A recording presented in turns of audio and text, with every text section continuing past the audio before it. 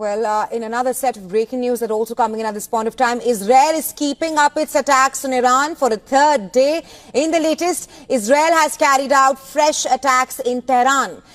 Iran media says Tehran police headquarters has been hit in Israeli attack. Explosion has been reported in central Tehran. And these are the visuals of smoke billowing in central Tehran near the central Walizar Square.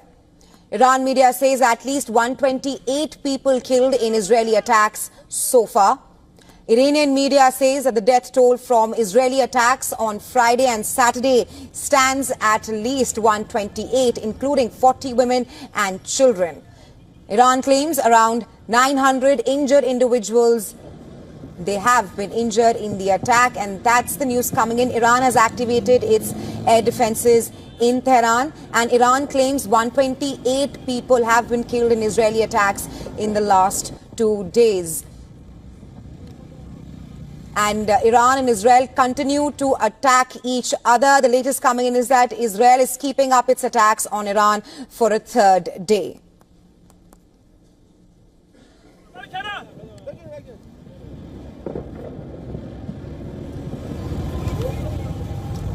And well, to talk more on this and what's actually happening between Iran and Israel, we're now being joined by John Erath, Senior Policy Director for the Center for Arms Control and Non-Proliferation in Washington and former member of the U.S. delegation to NATO. Welcome to be on, Mr. Erath. First up, Iran and Israel continue to strike each other, and this comes after the Iranian Foreign Minister Abbas Araghchi saying that Iran will stop the aggression if Israel stops the attack.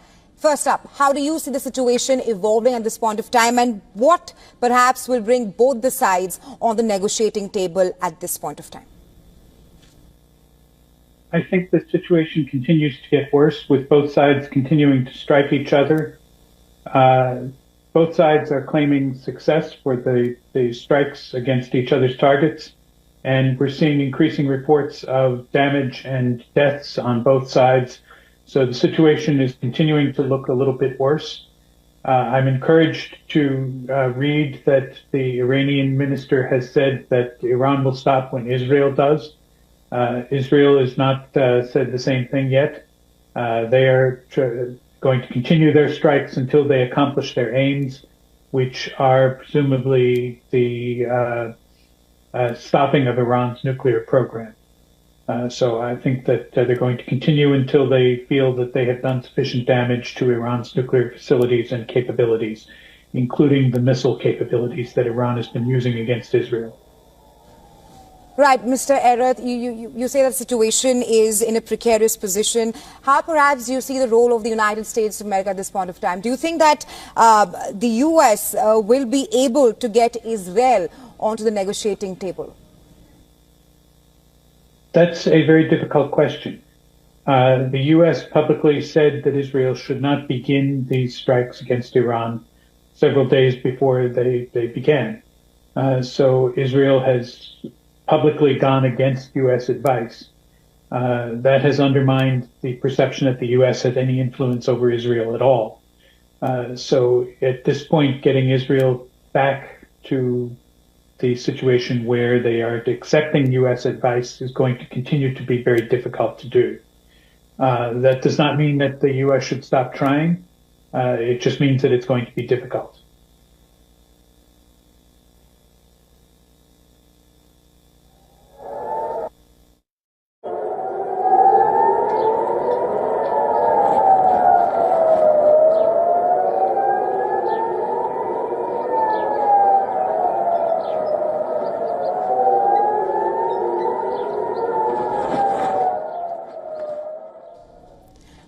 Right, Mr. Erath, you do mention that the United States of America had warned Israel against attacking Iran. But yesterday, the Israeli Prime Minister Benjamin Netanyahu clearly said that U.S. was in the know of all these attacks that Israel has been carrying out on Iran. And this morning, the U.S. President asserted that Washington had no role to play in the attacks carried out by Israel overnight.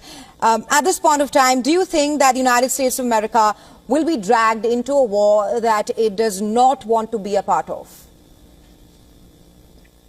I think that the United States will continue to try to stay out of any conflict that it really has no role in. I think that the thing that could get the U.S. involved would be if Iran were to attack U.S. forces or facilities directly. President Trump has said this very specifically, that there would be a strong U.S. military response to any Iranian attack on a U.S. military facility. So that's very clear. And I would hope that Iran would avoid that, because I don't think anybody wants a wider war at this point. But barring something like that occurring, I don't think that the United States will want to get involved. But as we speak, strikes are continuing between Iran and Israel. How do you see all of this impacting West Asia? And also, what perhaps is the ultimate aim of Israel at this point of time? Because just a short while ago, Israel also issued evacuation warning to Iranians. Do you think that all the red lines have been crossed as far as Iran is concerned? You ask a very good question. It's difficult to see what Israel's longer-term strategy is. It may be possible that they can do significant damage to Iran's nuclear facilities in the short term, but it's then going to be possible for Iran to simply rebuild what has been damaged. So it would be a temporary measure at best. And then if Israel has taken the option of military action at this time, then they would almost have to do another military attack the next time, and Iran might be better prepared for it then. So it really is a self-defeating cycle. The one perhaps encouraging thing is that Israel has not used its own nuclear weapons, showing that these weapons are not really useful and maybe opening a path to a dialogue to ultimately get rid of them. Right, Mr. Arad, stay with us. We're just getting another set of breaking news coming in, but we'll come back to you in just a short while from now.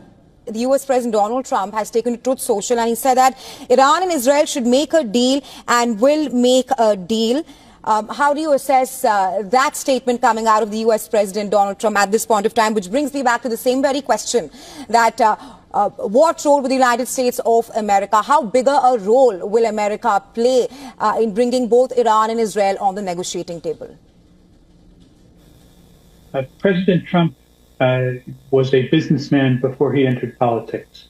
So he tends to approach things from this point of view, that there is always a deal to be made. So that's what he's doing here. He's trying to find what are the possibilities to arrange a deal which will stop the fighting between Iran and Israel. So I would hope that there is the possibility that he would do so.